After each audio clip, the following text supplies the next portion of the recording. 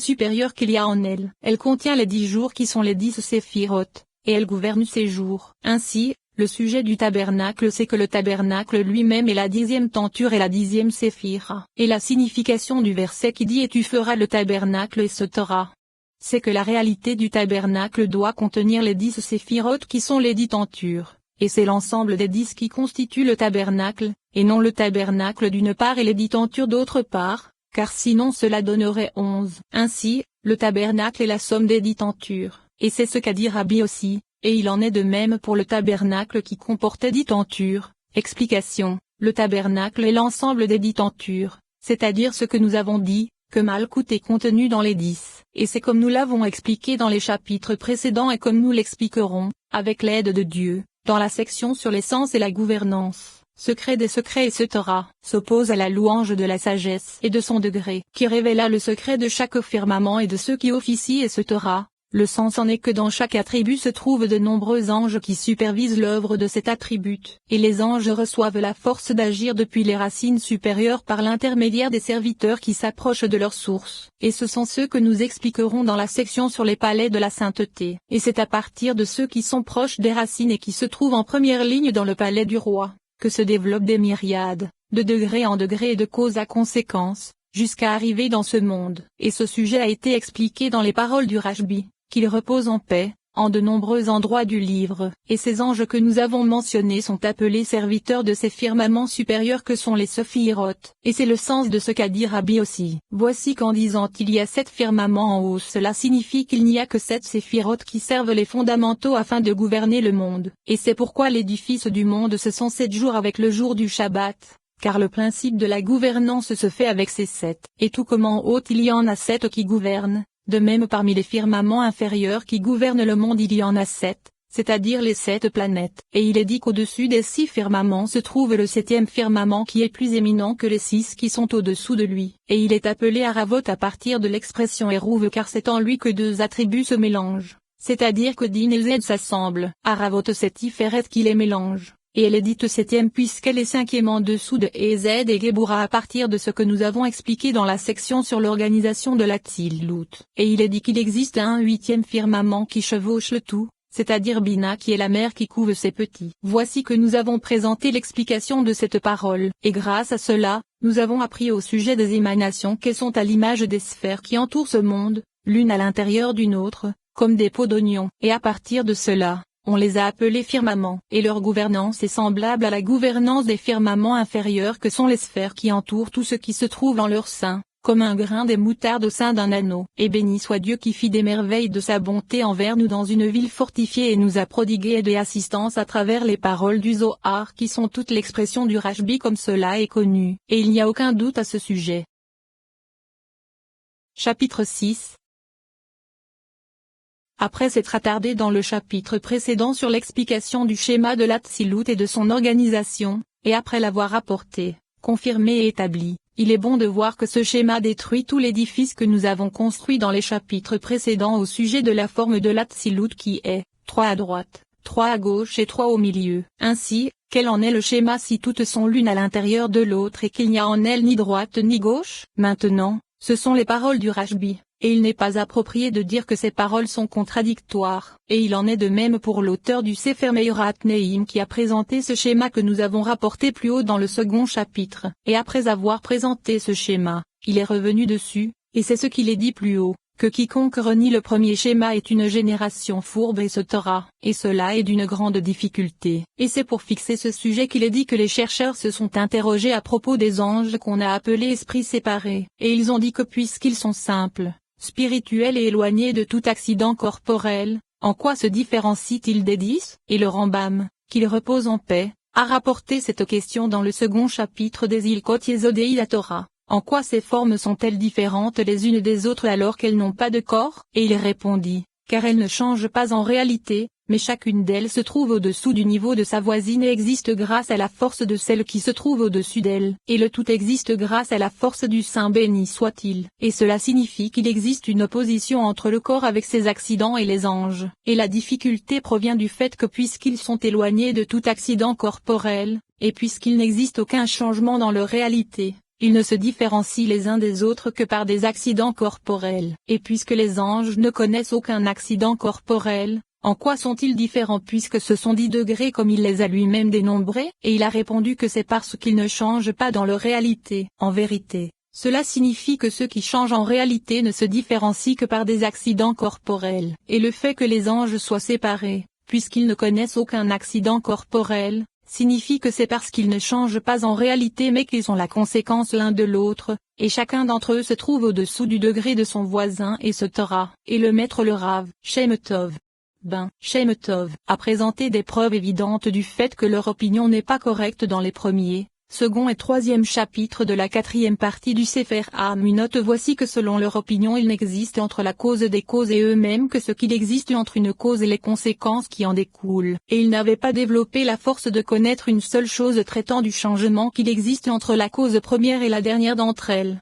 Si ce n'est ce qui va d'une cause vers sa conséquence, c'est-à-dire que tous s'unissent dans une unité totale car il n'y a entre eux ni connexion ni division, et ils n'ont aucun emplacement car ils ne sont pas matériels, et il n'y a de force dans ce qui est matériel que grâce à un esprit séparé. Mais la cause se trouve au-dessus de la conséquence, et il se trouve que la cause première est la cause de tous, et la conséquence première est la cause de toutes les conséquences qui se trouvent au-dessous d'elle et qui se trouvent au-dessus des inférieures. De plus, le Rav a contredit cette hypothèse à propos des anges car il est indiqué dans les paroles de nos maîtres de mémoire bénis que les anges furent créés le second ou le 5e jour, selon le débat qui les a divisés. Et il a dit que si les anges étaient comme l'unicité de Dieu, comment serait-il possible de dire qu'ils furent créés après la création des cieux et de la terre? Ceci est impossible, car il est impossible de dire qu'ils précédèrent la cause première. De plus, comment le mot création pourrait-il s'appliquer à eux? D'autre part, il est indiqué dans la paracha Ve'era Elov à propos de la vision d'Abraham qu'il les vit à l'image d'homme, et il est indiqué là qu'il n'est pas juste de dire qu'il s'agissait d'une vision prophétique. Ainsi, il est indiqué grâce à ces questions que ce sont des existences fines qui se matérialisent dans un corps fin et pur, et c'est ce qu'il est indiqué dans les paroles de nos maîtres de mémoire bénis,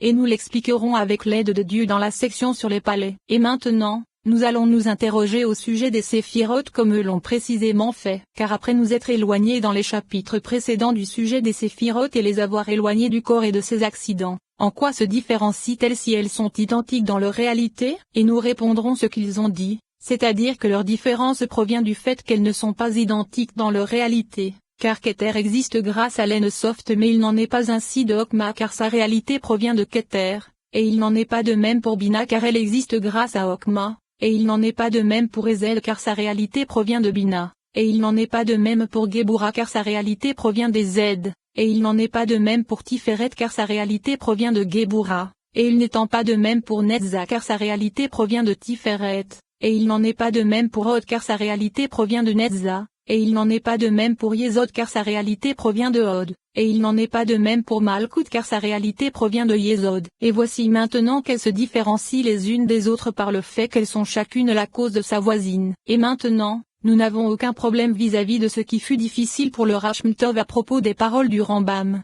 car les séphirotes précédèrent la création des cieux et de la terre et ne sont pas soumises à la temporalité, mais au contraire elles sont la racine du temps. Car 6 séphirotes sont la racine des 6 jours et la 7e celle du jour du Shabbat, comme cela sera expliqué, avec l'aide de Dieu, dans la section sur l'arrangement des appellations. Et c'est à leur propos que nos maîtres de mémoire bénis ont dit, cela enseigne que l'ordre du temps les précéda. Et de même, il n'y a pour nous aucun problème dans ce qu'il est apparu aux prophètes, car jamais les prophètes ne virent précisément l'essence des séphirotes, même pas notre maître Moïse qu'il repose en paix, lorsqu'il est dit, tu verras mon arrière et ce Torah. Et ce que nous disons c'est que la prophétie de notre maître Moïse, qu'il repose en paix, se trouvait dans Tiferet alors que celle des autres prophètes se trouvait dans Malkout. Et ainsi, lorsque nous disons que Netzaf et Hod sont 2 prophètes d'ornement, cela ne signifie pas qu'ils atteignirent précisément les séphirotes mais que c'est d'elles qu'elles se nourrissent. Et leur connaissance se trouvait dans les palais. Et c'est ainsi que le Rashbi, qu'il repose en paix,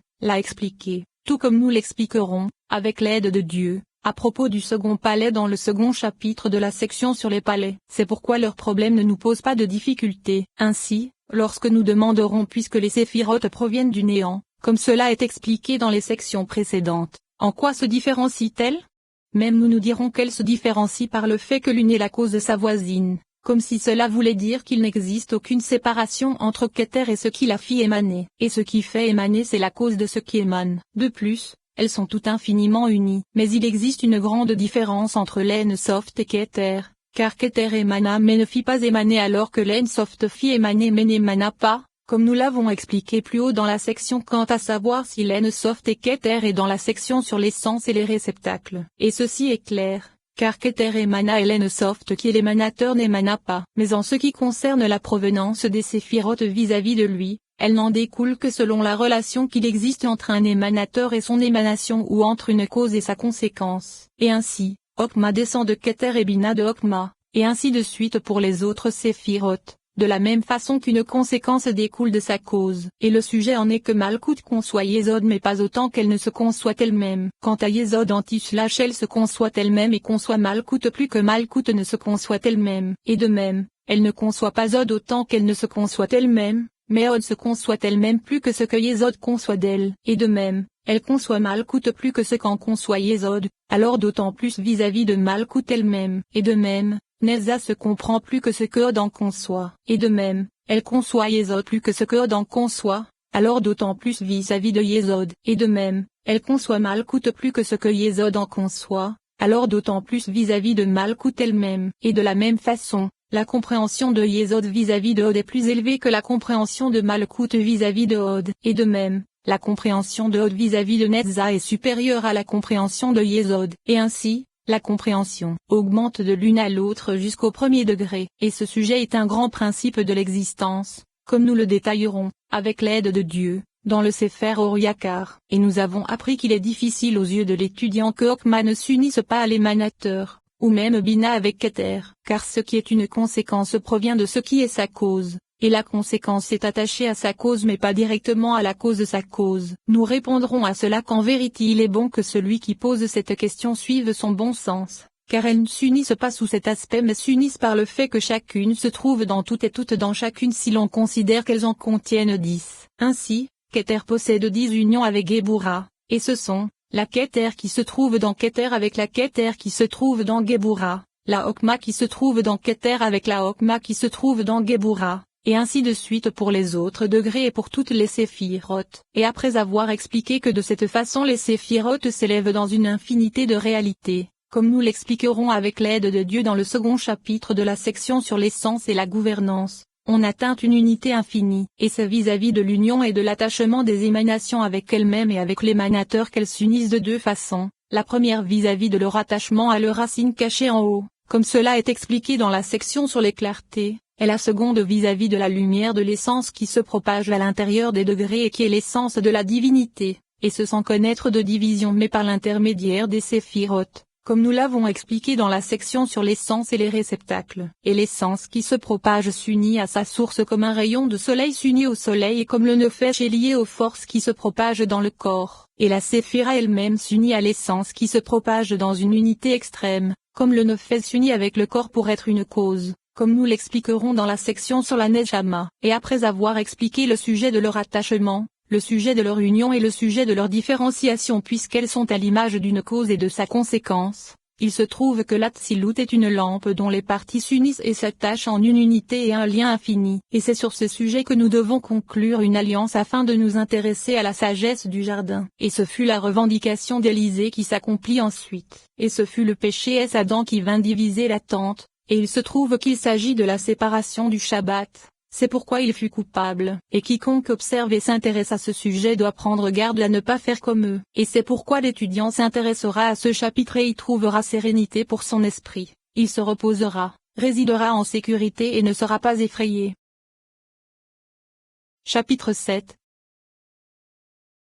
Après avoir expliqué, grâce au chapitre précédent, le sujet de l'attachement des séphirotes à elles-mêmes et de leur attachement à l'émanateur, lorsque l'étudiant observera cela avec grande persévérance il trouvera que cette opinion et ce sujet sont bons, et la vérité lui montrera le chemin. Et ainsi, il trouvera que lorsque les séphirotes se présentent comme nous l'avons schématisé avec une image pour l'esprit humain, il est nécessaire de croire qu'elles sont disposées les unes au-dessus des autres, car l'Ensoft l'émanateur, est la cause de toutes les causes et la raison de toutes les raisons, et la conséquence première qui en découle c'est Keter, et Keter est la cause de Okma, grâce à la force de l'émanateur qui lui prodigue sa lumière. Et Okma est la cause de Bina, grâce à la force de l'émanateur via Keter qui lui prodigue la lumière de l'émanateur par l'intermédiaire de la première émanation de Keter. Et il en est de même pour toutes les